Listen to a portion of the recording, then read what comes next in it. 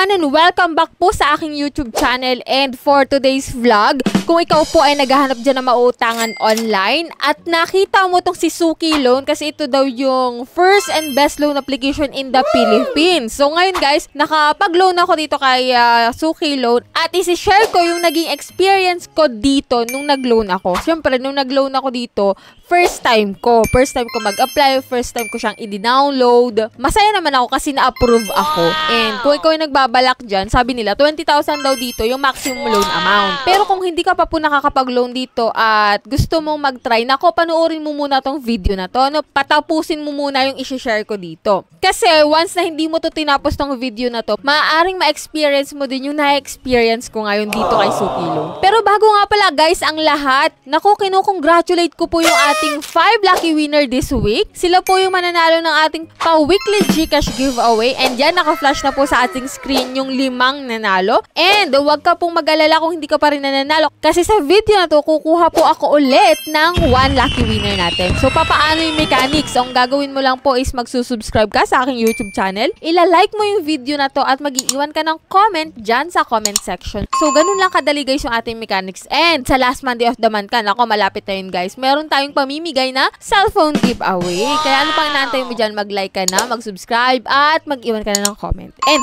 balik na nga tayo dito guys kay Suki Loan, no? So, nung nakapag-loan nga ako dito, syempre first time, no? So, hindi ko pa alam. Agad-agad naman nag-confirm itong si Suki Loan na approve na nga daw yung aking loan. So, if you're interested na malaman kung anong i-share ko, so keep on watching.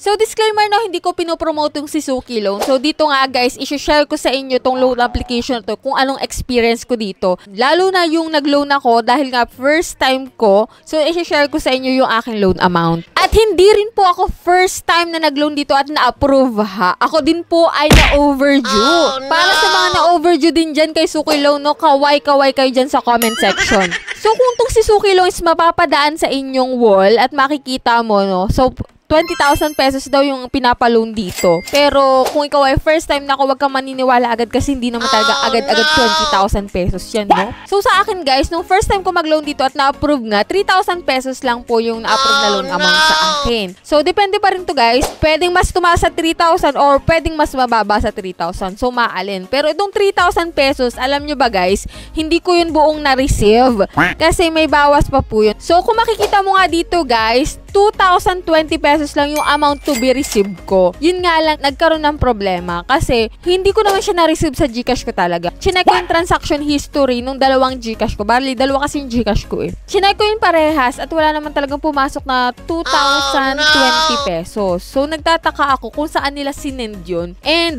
after 7 days nga, naniningil na itong si Suki Loan. Alam nyo ba guys, ito yung mga pinagte-text nila sa akin. So, tawag sila ng tawag, no? So, kung ikaw ay nagbabalak dyan na umutang kay Suki Loan ako, umiwas ka pong magpa-overdue kasi nga ito, tatadtarin ka ng calls, tatadtarin ka ng text. So, ito yung mga text na nababasa ko dito kay Suki Loan. Pero, pinagbablock ko na sila guys. Ayan nga, yan yung mga ganyan. Anong klaseng singilan po ba gusto nyo? Pag wala pa rin payment nyo, makikisuyo na po kami sa Facebook friends mo at contact reference mo para magpursige ka magbayad. So, yan sunod-sunod na ganun yung kanilang text sa akin. So, kung ikaw po ay mahina talaga yung loob at mai-stressin, talagang mai-stress ka dito sa text nila, no? Kasi parang may mga threat na talaga, no? Na ipopost ka sa Facebook, na i-contact na, iti-text na yung mga contact reference mo. And dito nga, meron silang, this is Miss Rog from Legal Office of Suki Loan. May legal office na pati, no? I would like to remind you that your account is still running and you need to settle it today. So, to make penalties, don't continue, just settle your outstanding balance. If you have question, do not hesitate to text back to this number. So, yan yung mga example ng mga text sa akin ng Suki Loan. At tinry ko din guys, i-chat yung kanilang customer service na sabi ko nga na wala nga akong na-receive na amount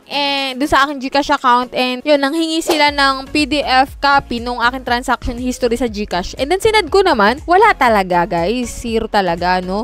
So, ayan, nag-send sila dito ng order detail ko nung sinend nila guys yung sa aking loan. So, yan, succeed naman na nakalagay and accounted naman sa deduction status status. Di ko alam kung ano nangyari. And then, kung mapapansin ko dito, doon sa mobile number, hindi ko to mobile number. Hindi ko to number, no? And ito nga guys, isi-share ko na sa inyo kung magkano yung loan amount ko dito. Di ba kanina, 3,000 pesos talaga yung loan amount ko na na-approve sa akin. And 2020 lang po yung pumasok daw. Pero wala naman talaga pumasok, no?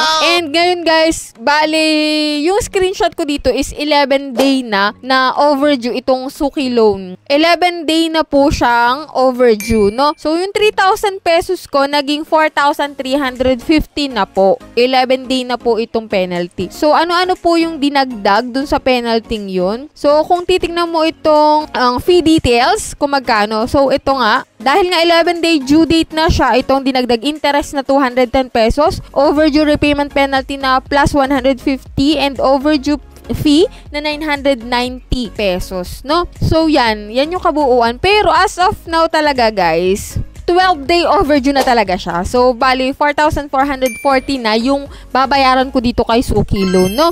So, kung kayo ay may loan dito kay Suki Loan ako, wag po kayo magpa-overdue kasi sobrang laki po nung pinapatong nila na interest. And, nagtatadtad sila ng text. Lagi sila nagko-calls. Bali, guys, ino-off ko na talaga yung aking SIM. In-enable ko na and in-off ko na talaga yung aking SIM card para hindi ko na ma-receive yung text nila, yung calls nila, no? Kasi kung babasahin mo, may stress ka talaga doon sa pinagte-text nila. Yun nga, nag-aalangan nga akong bayaran siya kasi wala naman talaga akong na-receive, wala akong na-loan. So, kung meron man, di sana bayad na to, hindi na ako nagpaabot ng ganitong overdue, 11 day na. Halos magto 2 weeks na akong overdue dito kay Suki Loan.